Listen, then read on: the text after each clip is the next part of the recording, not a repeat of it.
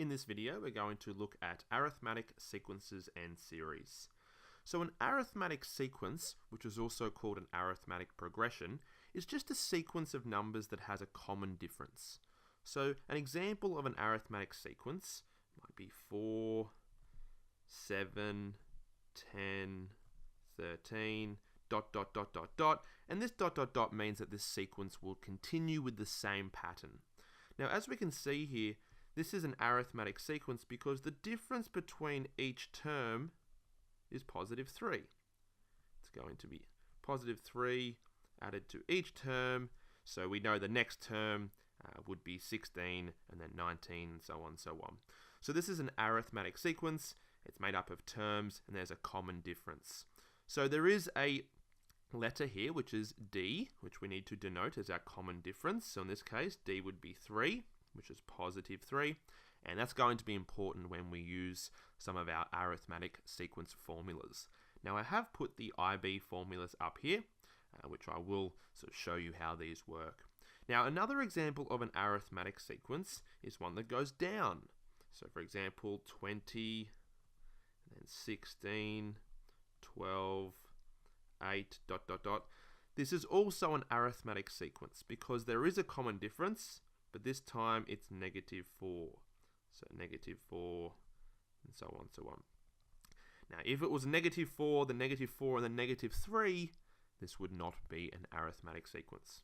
It needs to be a common difference. So a rule of thumb for the common difference, if you really want to try and figure it out, is it's the second term minus the first term. And terms we write as U. So U2 means the second term and U1 means the first term in a sequence. So as we can see for this first example, that U2, our second term, would be 7. 7 minus 4 is our common difference, 3.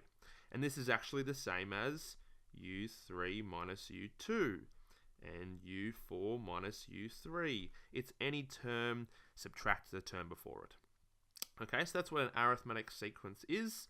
Now, if we have a sequence that has a ... and it goes forever, this is indicating that it's an infinite sequence. It means it will go on forever. So it could go all the way up to infinity, and then infinity plus 3, and so on, so on, so on. But if we have a sequence that actually stops, so in a question you might have 4, 7, 10, and then ... and then it finishes at 19, this is actually a finite sequence. They've told you that the last term is 19. So infinite goes forever, and finite has a ending term. Okay, so this is what an arithmetic sequence will look like. What we can do is we can use this formula up here to find any term in an arithmetic sequence. So if we use our example 1 here, if the question asks to find the 100th term, so find U of 100. It would take quite a long time to do it with your fingers. You'd say 4, 7, 10, 13, 16, 19, and it might take you some time. But there is a formula to help us work that out, and it's the nth term of an arithmetic sequence.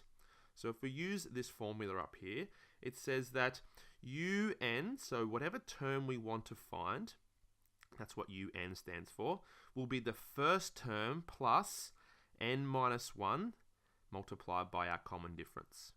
So using our example up here, if we wanted to find the 100th term, U of 100 will be equal to U1, which is our first term of 4, plus, now n is the number of terms we want. We want 100, so 100 minus 1, and we need to multiply this by our common difference, which for our first example was 3. Then we're going to have 4 plus, now 99 times 3 is 297, so therefore 301 will be our 100th term. So this is a pretty nice formula. It helps us find terms. Now just be careful, in some IB exam questions, they will give you a term in the future. They might give you a term is 301. UN is 301. What term is it? So we'd have to let this be 301. We won't know what n is, but we will know U1 and D, and we might need to use some algebra and work backwards to find that. So that's a common IB question. Okay, so that's an arithmetic sequence, and an arithmetic series, I'll create some space here, is the sum of a sequence of terms, an arithmetic sequence. So an arithmetic series is the sum of all of the terms in an arithmetic sequence. So series stands for sum. So for our example 1 up here, if the question said find the sum of the first, let's say 10 terms, we'd write it as S10. This means the sum of the first 10 terms. And we can use this second formula here in our formula booklet, the sum of n terms of an arithmetic sequence. So for our example 1, S of 10 will be n on 2. So n stands for how many terms? 10 on 2. And then 2 times our first term, 2 times 4, plus n minus 1, well, we want 10 terms. N stands for the number of terms. So 10 minus 1 multiplied by our common difference, 3. Okay, so we have 10 over 2 is 5, 2 times 4 is 8, and 9 times 3 is 27. Now, 27 plus 8 is 35, and 35 times 5, we can use our calculator, but it will be 175. So this tells us that if we summed up the first 10 terms in this sequence, it will equal 175. Now, once again, they might give you a difficult question where they give you the sum of n amount of terms is 175. You need to work backwards to find out what n is, and similar to my other example, you just need to put in everything that you know, and you might need to use some algebra to work backwards. Okay, now last thing I wanted to touch on is this formula here. This is also the sum of n terms in an arithmetic sequence. So you could either use this one here or this one, and we can use this little shortcut formula if we have the last term in the sequence.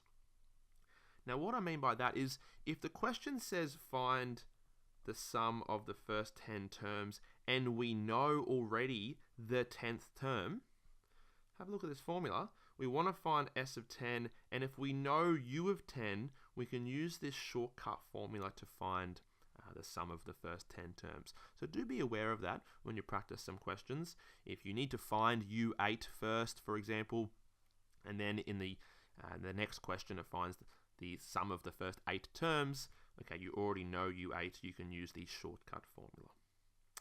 Okay, so this is an introduction.